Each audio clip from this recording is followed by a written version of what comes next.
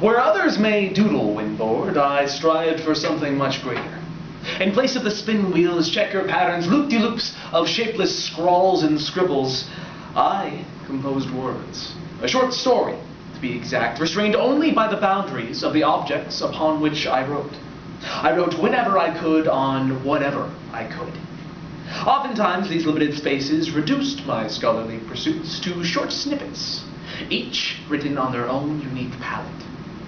Together, they sequenced a life, documented on the surfaces of the world. Connect the dots. A simple childhood game, but it also exists in the adult world. A career path. Connect the dots. A relationship. Connect the dots. A life. Connect the dots. Fragments of a Life by Brian Whiteland.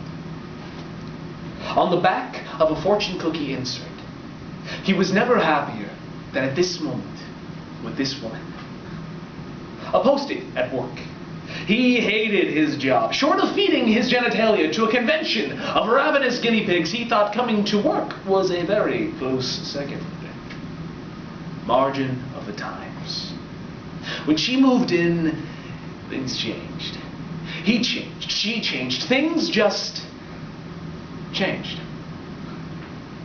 The March 29th square on a desk calendar. The boy's father always said, when you put your hand in a bucket of water and pull it out, all that's left is how much people will miss you when you're gone. A bit of a cynic, his dad. He'd hoped it wasn't true, but as he emptied out his center drawer and loaded his things into a box, pens and pencils, a stapler, post-its, a tape dispenser, and his favorite Polaroid of his girl and him standing in front of a Chinese restaurant, he saw others avoiding eye contact, busying themselves with the daily grind, and he knew what his father said was true. Empty microwave popcorn bag.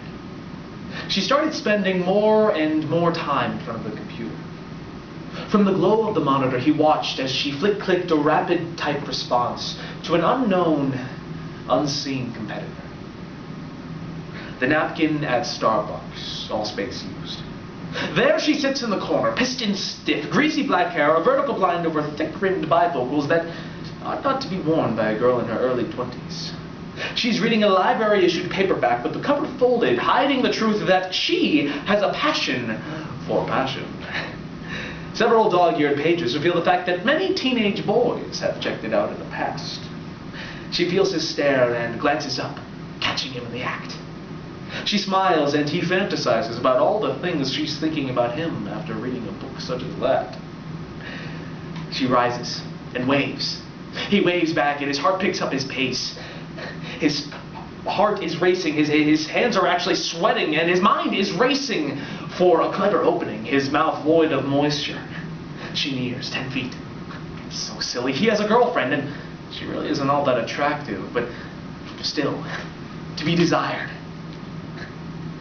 She comes closer, and that book, and she passes by. He turns to see her hug a man with ratty jeans and an AC/DC tank top. He is a fool in his own world. A hotel receipt from inside his girlfriend's purse. The man had been forgetting things lately, irritating his woman. So, he wrote them down. 2 heads of lettuce, a bag of radishes, a bottle of wine, sweet kind, and a National Enquirer. He looked at the list and felt as if he were a child. He tore it up and became angry. It's not as if she was ever home to cook anyway. Bathroom stall at the airport. She left him for another man, a guy she met on the internet. He was proud of how he kept his pride. Stoic as she tried to push his familiar buttons, he stood silent and unmoved as she packed her bag, self-controlled as she smashed the picture, the one taken by a man in front of a Chinese restaurant.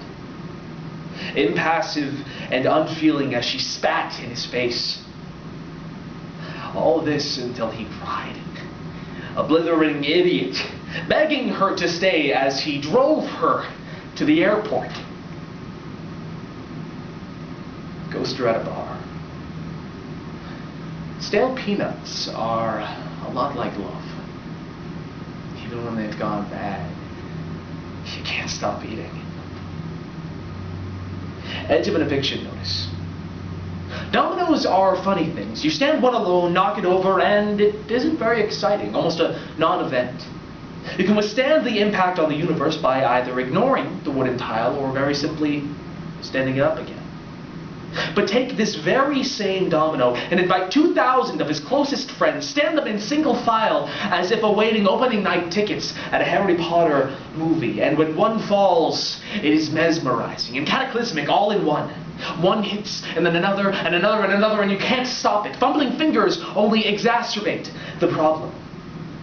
The only way to end the siege is to move ahead of the tumble and knock one in the opposite direction. Bottom of a tennis shoe. The wind bites at the ragged man's ears, pink flesh that would shatter if flicked by a finger. He rummages through his shopping cart in an effort to find something, anything to cover his head. Hunger gives way to uncontrolled shivers. He pushes aside a Chevy hubcap and a bag of aluminum cans to reveal a tattered picture of two once happy lovers.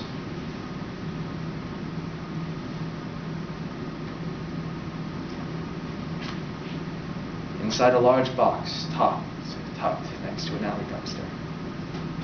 The man kept knocking at doors.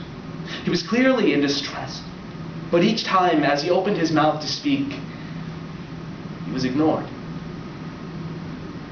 Finally, he just curled up on the stoop and died. It was just easier than going on. The only way to stop the falling of the dominoes. Back of a Polaroid, clutched in a dead man's hand. I miss her.